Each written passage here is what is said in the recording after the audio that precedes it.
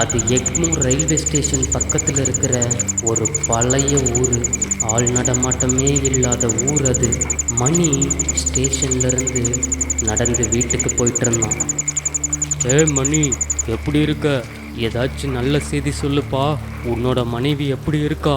குழந்தை சவிக்குமா? என்னோட மனைவியை திரும்ப கூட்டிட்டு வர போகிறதில்ல. மணி ரொம்ப சோகமாக சொன்னான். என்னத்தை சொல்ல தாத்தா, இந்த முறையும் பொண்ணு பிறந்திருக்கா. ஆஹா, ரொம்ப நல்ல விஷயம். முதல்ல லக்ஷ்மி, இப்போ சரஸ்வதி. சந்தோஷம்தான். அட, இது உங்களுக்கு வேணா நல்ல செய்தி. இந்த முறை பையன் பிறப்பான், பரம்பரையை காப்பாற்றுவான்னு நினச்சேன். நீ என்ன இன்னும் என் காலத்தில் சொன்ன சல்லி கதையெல்லாம் நம்பிட்டு இருக்க? இப்போல்லாம் பொண்ணுங்க தான் பசங்களை விட அவங்க அப்பா அம்மாவை நல்லா பார்த்துக்கிறாங்க. ஒரு நாள் உன் பேரை காப்பாற்றுவாங்க.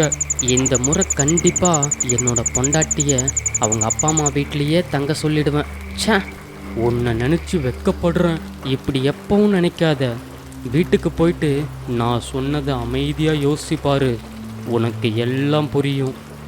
தாத்தாவுக்கு வயசாகி போச்சு. உலகம் தெரியாமல் பேசிகிட்டு இருக்காரு. அப்போ வானத்தில் இருந்த கருமேகங்கள் பார்க்கவே பயம்புறுத்துற மாதிரி இருந்துச்சு. மணி தாத்தா சொன்ன யோசனையில் மூழ்கினதுனால வழி மாறி நடந்து போயிட்டு இருந்தான். தாத்தா சொன்னதெல்லாம் பொய்ன்னு அவருக்கு எப்படி புரிய வைப்பேன்?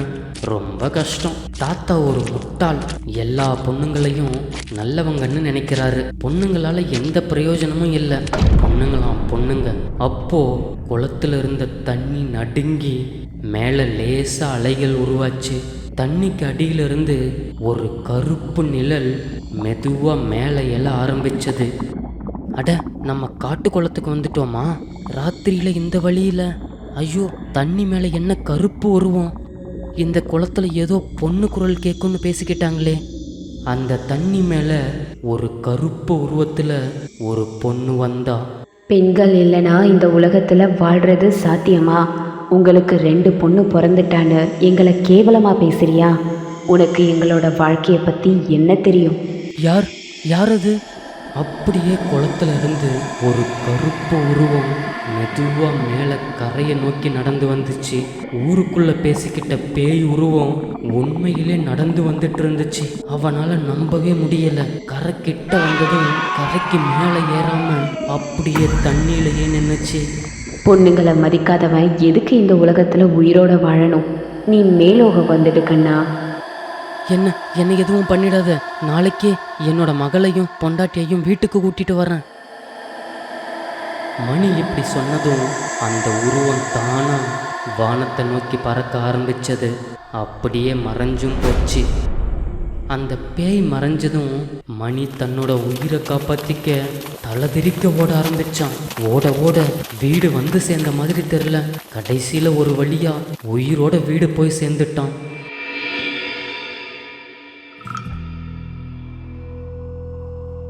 ஏங்க, என்னை இந்த வீட்டை விட்டு வெளியே கூட்டிட்டு போய் ரொம்ப நாள் ஆச்சு. எங்கேயாச்சும் அமைதியான இடத்துக்கு போயிட்டு வரலாமே. அப்போ மணி தன்னோட பொண்ணு மினி கூட சந்தோஷமா விளையாடிட்டு இருந்தான். நீ சொல்றது சரிதான். மினிக்கு உடம்பு சரியில்லாதப்போ டாக்டர் கூட இதைத்தான் சொன்னாரு. இப்போ அவளுக்கும் உடம்பு சரியாச்சு. வெளியே போயிட்டு வந்தா அவளும் சந்தோஷமா இருப்பான். கண்டிப்பா போலாம். அதே தான் நானும் சொல்றேன். எங்க போகலாம்? நான் இதை பற்றி என்னோட ஃப்ரெண்டு கிட்ட பேசினப்போ அவனோட மாமா வீடு திருநெல்வேலியில் இருக்கான். அங்கே போயிட்டு வாங்க, ரொம்ப சாந்தமாக இருக்கும்னு சொன்னான். ஆமாம், நீங்கள் கூட அன்னைக்கு சொன்னீங்களே, இப்போல்லாம் எல்லா டூரிஸ்ட் பிளேஸும் ரொம்ப கூட்டமாக இருக்குது. நாம் அங்கே போய் மாட்டிக்கிட்டா நம்மளால் மூச்சு கூட விட முடியாது. ஆமாம், திருநெல்வேலி எங்கே இருக்கு? மதுரையை தாண்டி தூத்துக்குடி பக்கத்தில் இருக்கு. என்னோட நண்பன் குபேரனோட மாமா அங்கே தனியாக வாழ்ந்துட்டு இருந்தாராம். அங்கே அவர் ஸ்கூல் டீச்சராக இருந்தாராம். அந்த ஊரோட அமைதியான சூழல் பிடிச்சி போய் அங்கேயே ஒரு பெரிய வீட்டை கட்டிட்டாரு. அப்புறம் அவர் இறந்து போனதுக்கப்புறம் என்னோட நண்பன் கைக்கு அந்த வீடு கிடைச்சது. நாங்கள் 2 வருஷத்துக்கு ஒரு முறை அங்கே போயிட்டு வருவோம். அந்த வீட்டை பார்த்துக்கிறதுக்கு அங்கேயே ஒருத்தர் கூட இருக்காரு. அப்பாவும் அம்மாவும் இவ்வளோ நேரம் பேசினதை கேட்ட மினி திடீர்னு ஊருன்னு சொன்னதும் சந்தோஷமாயிட்டான். சூப்பர்ப்பா, என்ன அங்கே கூட்டிட்டு போங்க, ஜாலியாக இருக்கும். அதை கேட்டு ரியா சிரிச்சுக்கிட்டே மினியோட தலையை தடவி கொடுத்தா. அடச்செல்லமே, உனக்காகவே கண்டிப்பாக அந்த ஊருக்கு போகலாம். ஏங்க நீங்கள் ஏற்பாடு பண்ணுங்க. ம், அம்மாவும் பொண்ணும் ஆசைப்பட்டதுக்கப்புறம் ஏதாச்சும் மறுபேச்சு இருக்கா? நான் இதை பற்றி நாளைக்கு என்னோட நண்பன்கிட்ட சொல்லிடுறேன். அடுத்த நாளே குபேரன்கிட்ட ஊருக்கு போகிறத பற்றி சொல்லிட்டு ஆஃபீஸுக்கு 1 வாரம் லீவ் போட போகிறதா சொல்லிட்டான். நினச்ச மாதிரியே அவங்க 3 பேரும் ஊருக்கு கிளம்புனாங்க. சென்னை எக்மோர்லேருந்து ரயில் ஏறி கிளம்புனாங்க. மணிக்கு அந்த கருப்பு உருவம் சொன்னது திடீர்னு ஞாபகத்தில் வந்து போச்சு. நான் என்னோட குடும்பத்தோட சந்தோஷமாக தானே இருக்கேன், எனக்கு என்ன குறை? ஒருவேளை தாத்தா சொன்னது சரிதான் போல, என்னோட பொண்ணு தான் என்னோட பேரை காப்பாற்ற போறா. எப்படி நான் அவ்வளோ கேவலமான எண்ணத்தோடு இருந்தேன்? இதெல்லாம் கனவா இல்லை நனவா? சரி, எங்கள் ஊரில் சந்தோஷமாக இருந்துட்டு வருவோம் அப்படின்ற முடிவுக்கு வந்தான். அப்போ ரயிலும் திருநெல்வேலி வந்து சேர்ந்துச்சு. எல்லாரும் இறங்கி தண்டவாளத்தை கடக்க காத்துட்டு இருந்தாங்க. ரியாவும் மினியும் இப்போதான் முறை திருநெல்வேலிக்கு போறாங்க. அவங்க முகத்துல சந்தோஷ கலை பேஷா இருந்துச்சு.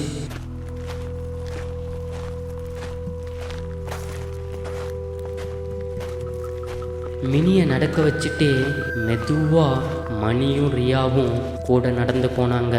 ரயிலில் வந்ததே தெரில, எவ்வளோ சீக்கிரம் வந்துட்டோம். ரொம்ப நல்லது. ரிக்ஷாக்காரங்கிட்ட பாளையங்கோட்டை போகணும்னு சொல்கிறாங்க.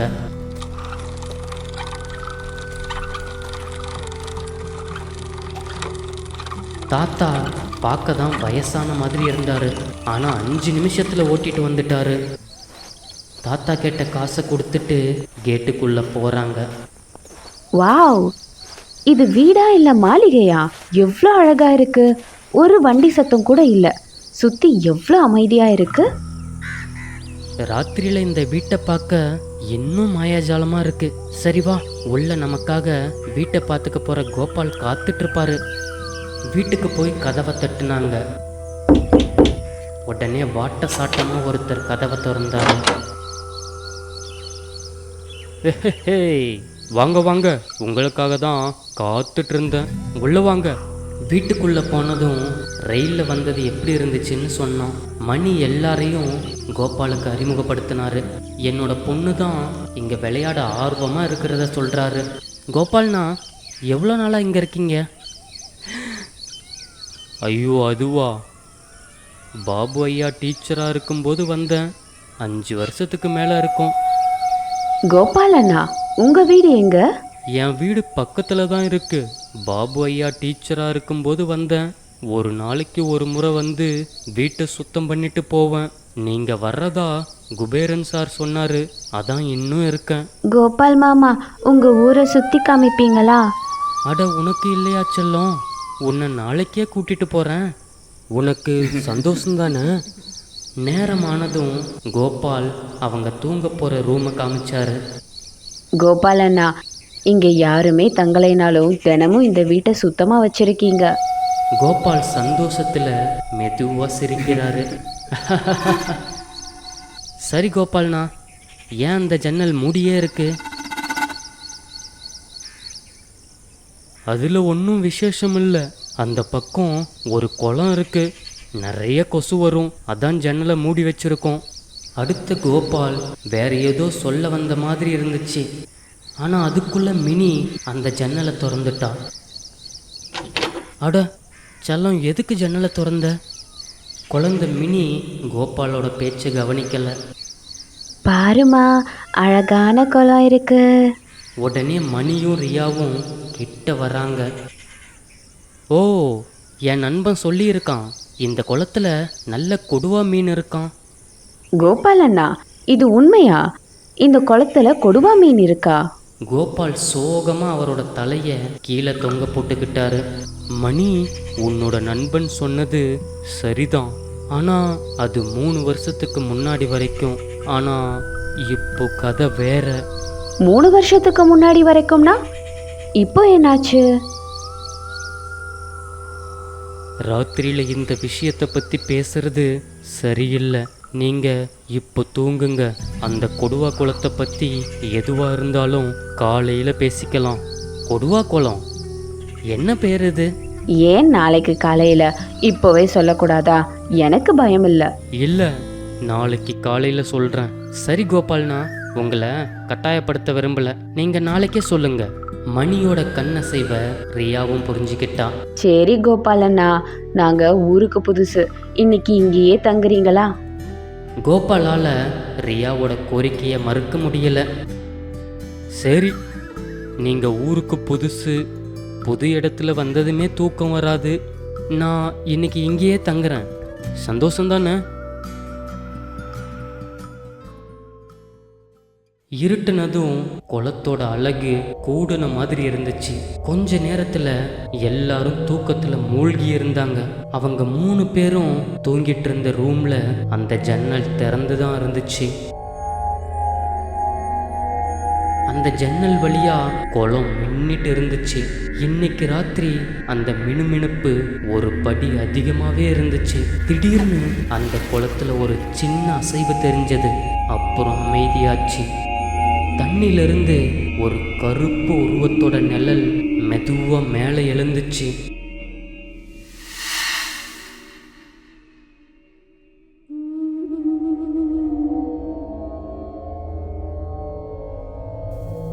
அப்போ குளத்தை சுத்தி ஒரு அழகான பாட்டு சத்தம் கேட்டுச்சு. அது ரொம்ப சத்தமா இல்லை, ஆனா கேட்கவே சுவாரஸ்யமா இருந்துச்சு. மெதுவா அந்த உருவம் ஜன்னலை நோக்கி நடந்து வந்துச்சு. அப்போவும் அவங்க தூக்கத்துல எந்த அசைவும் இல்லை. புது வீட்டில் தூங்குற நினப்பு இல்லாம ஆழ்ந்து தூங்கிட்டு இருந்தாங்க. அந்த உருவம் ஜன்னல் கிட்ட வந்து அந்த ரூம்ல தூங்கிட்டு இருந்தவங்களை பார்க்குது. தூக்கத்துல குழந்தை மினிய பார்த்ததுல அவ்வளோ சந்தோஷம். அவளே கனவு காண்ற மாதிரி அவளுக்கு ஒரு சந்தோஷம். அந்த பாட்டு சத்தம் மினியோட தூக்கத்தை கலைச்சது. மினி எழுந்ததும் பக்கத்துல இருந்த அவங்க அப்பா அம்மா 2 பேரும் ஆழ்ந்து தூங்கிட்டு இருந்ததை பார்த்தா. அப்போ ஜன்னல் பக்கம் வந்த பொண்ணும் மினிய பார்த்தா. மினியும் அவளை ஒத்து பார்த்தா. அவளை பார்த்ததுல மினிக்கும் அவளை பிடிச்சி போச்சு. வாமா செல்லம், வா என்கிட்ட வா, நீ என் கூட விளையாட வரியா? ஒரு தேவதை அழகா பேசுற மாதிரி இருந்துச்சு. அவ கூட விளையாட மினிக்கும் ஆசை வந்துருச்சு. உடனே கட்டில இருந்து இறங்கி அவகிட்ட போறா. நீ யாரு? இவ்வளோ ராத்திரியில இங்க என்ன பண்ற? நான் இங்க தான் பக்கத்துல இருக்கேன். நீ வந்திருக்கன்னு தெரிஞ்சது, அதான் உன்னை பார்க்க வந்தேன். என்ன உனக்கு முன்னாடியே தெரியுமா? நான் உன்னை பார்த்ததே இல்லை. நீ இன்னைக்கு வந்ததை பார்த்தேன். நான் குளத்துல தான் வாழ்கிறேன். உண்மையாவா? யாராவது குளத்துல வாழ்வாங்களா? ஆனால் நான் இந்த குளத்துல தான் வாழ்கிறேன். எனக்கு கஷ்டமாக தான் இருக்கு. ஒரு பொண்ணோட வழியை யாரும் புரிஞ்சுக்க மாட்டாங்க. மினிக்கு அவ சொல்ற கஷ்டம் எதுவும் புரியல. உனக்கு இதெல்லாம் புரியாது. நான் வெளியே போகணும். என்னை இங்க இருந்து விடுவிக்கிறியா? அப்போ ரியா ஏதோ சத்தம் கேட்டு முழிச்சுக்கிட்டா. ஏ மினி, இப்போ என்னாச்சு? இந்த ராத்திரியில அந்த ஜன்னல் கிட்ட யார் கூட பேசிட்டு இருக்க? இங்க ஒரு தேவதை கிட்ட. அட, தேவதை எங்க போச்சு? மினிக்கு அங்க நடந்தது ஒண்ணுமே புரியாம அந்த தேவதை எங்க போனான்னு தேடிட்டு இருந்தா. மினி, இங்க யாரும் இல்லையே. ஆனா கொஞ்ச நேரத்துக்கு முன்னாடி இருந்தாங்களே. என் கூட விளையாட வரியா, என்னை இங்க இருந்து விடுவிக்கிறியா அப்படின்னு கேட்டாங்களே. அப்போ அது யாரு? ரியா மினி சொன்னதுலேருந்து எதையோ புரிஞ்சிக்க முயற்சி பண்ணான். அட, இந்த ராத்திரியில் அம்மாவும் பொண்ணும் என்ன பேசிக்கிறீங்க? மினியும் ரியாவும் நடந்ததை சொன்னாங்க. ஏ ரியா, மினி என்ன சொல்கிறா? அதையும் நீ நம்பிட்டு இருக்க? அவ தூங்கும்போது அவளுக்கு என்ன கதை சொன்ன? ஏதாச்சும் கனவா இருக்கும். அவளை கூட்டிட்டு வந்து தூங்க வை. இல்லப்பா, இதெல்லாம் கனவு இல்லை. சரி, எனக்கும் ஒரே குழப்பமாக தான் இருக்கு. இப்போ தூங்கலாம். நாளைக்கு விடிஞ்சதும் கோபாலண்ணா கிட்ட இந்த குளத்தை பற்றி கேட்கணும். அப்புறம் ரியா அந்த குளத்துல கருப்பா இருந்த தண்ணிய ஒரு மாதிரி உத்து பார்த்துட்டு டப்புன்னு ஜன்னலை மூடிட்டான்.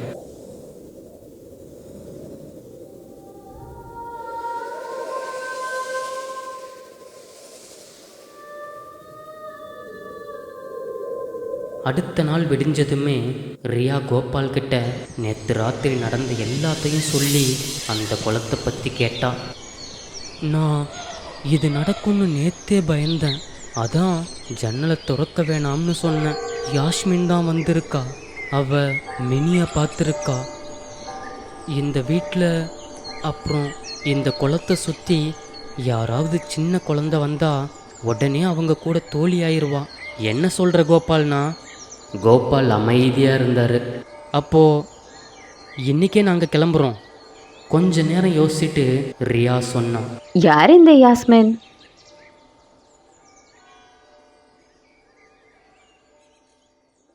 யாஸ்மின் பக்கத்து ஊரில் இருந்த பொண்ணு. அவளுக்கு குரு கூட கல்யாணம் ஆச்சு. அவனும் அந்த ஊர்க்கார பையன்தான். கல்யாணம் ஆகி பல வருஷம் ஆகியும் அவங்களுக்கு குழந்தை இல்லை. கடைசியாக அவளுக்கு குழந்தை உண்டானது. ஆனால் பிறக்கும்போதே இறந்து போச்சு. குருவோட அப்பா அம்மா சித்திரவதை பண்ண ஆரம்பிச்சாங்க. இவ ஒரு சகுனி, சூனியக்காரி, மலடி அப்படின்னு வாய் கூசாம பேசினாங்க. வீட்டில் இருந்த சித்திரவதை தாங்க முடியாம அவ இந்த குளத்துல விழுந்து தற்கொலை பண்ணிக்கிட்டா. அதுக்கப்புறம் அந்த குளத்தை சுற்றி எப்போ குழந்தை போனாலும் அவங்க கூட தோழியாக ஆசைப்படுவா. என் கூட விளையாட வரியா, என்ன எங்கிருந்து விடுவிக்கிறியா அப்படின்னு கேட்பா. அதான் அந்த குளத்து பக்கம் போகவே எல்லாரும் ரொம்ப பயப்படுறாங்க. ஒன்று சொல்லுங்க, அவ இதுவரைக்கும் எந்த குழந்தையாச்சும் காயப்படுத்தி இருக்காளா? இதுவரைக்கும் இல்லை, ஆனா நீங்க இங்கிருந்து இப்பவே கிளம்புங்க. ஆமா ரியா, அதான் சரி, இப்பவே கிளம்பலாம். இல்லை, இன்னைக்கு ராத்திரி இங்கேயே இருப்போம். என்ன சொல்ற நீ? மினிக்கு ஏதாச்சும் ஆச்சுன்னா என்ன பண்றது? யாஸ்மின் நினச்சிருந்தா நேத்தே மினியை காயப்படுத்தி இருக்கலாம். ஆனால் அவள் அப்படி பண்ணலை. அவளுக்கு மினியை பிடிச்சிருக்கு. அவளுக்கு வேற ஏதோ தேவை. நீ என்ன சொல்ற? மினிக்குட்டி, நேற்று யாஸ்மினை பார்த்து பயந்தியா? இல்லைம்மா, நான் பயப்படலை. அவ தேவதை மாதிரி இருந்தா. இன்னைக்கு ராத்திரி நீ குளத்துக்கு போகணும். உனக்கு பைத்தியம் பிடிச்சிருச்சா? என் மகளுக்கு ஏதாச்சும் நடந்துட்டா முட்டாளா நீ? அவ எனக்கும் மகள் தான். என்னோட வயித்துல நான் 10 மாசம் சுமந்து பெற்றிருக்கேன். ஒரு தாய்க்கு தான் இன்னொரு தாயோட வழி புரியும். என்னோட மகளுக்கு எது நல்லதுன்னு எனக்கு தெரியும். ஆனா நீ என்ன செய்ய போற? எனக்கு ரொம்ப பயமா இருக்கு. இன்னைக்கு ராத்திரி உங்களுக்கு புரியும். இனி எதுவும் பேச வேணாம். சீக்கிரமா ரெடியாகு, நாம ஊரை சுத்தி பார்க்கலாம்.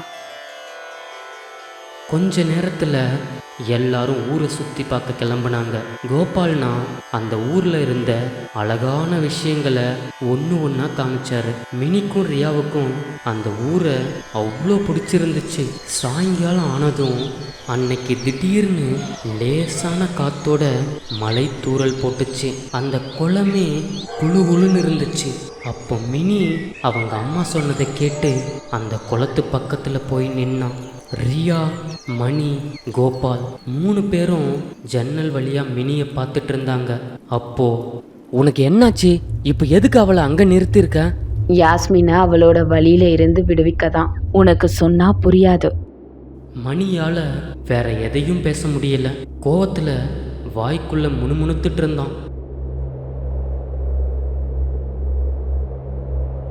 அப்புறம் குளத்துல இருந்து ஒரு கருப்பு நிழல் மேலே எழுந்து அழகான தேவதை மாதிரி மினிக்கு பக்கத்துல நின்னான். அவளை சுத்தி ஒரு அற்புதமான இசை கேட்டுச்சு. அதான் யாஸ்மின். ஏ பாப்பா, இங்க என்ன பண்ற? அம்மா சொன்னாங்க என்னால தான் உன்னை விடுவிக்க முடியும்னு, அதான் வந்தேன். யாஸ்மின் வீட்டோட ஜன்னலை பார்த்தா அவளை அறியாமலே கண்ணுல இருந்து தண்ணி வந்துச்சு. உன்னோட அம்மா ஒரு புத்திசாலி. ஒரு அம்மாவோட வழி இன்னொரு அம்மாவுக்கு தான் புரியும். உன்னோட தொடுதல் தான் என்னோட ஆன்மாவை விடுவிக்கும்னு அவ புரிஞ்சுக்கிட்டா. ஏன்னா நானும் அம்மாவாகி இருந்தேன். ஆனா என்னோட பொண்ணு இந்த உலகத்துல மூச்சு விடுறதுக்கு முன்னாடியே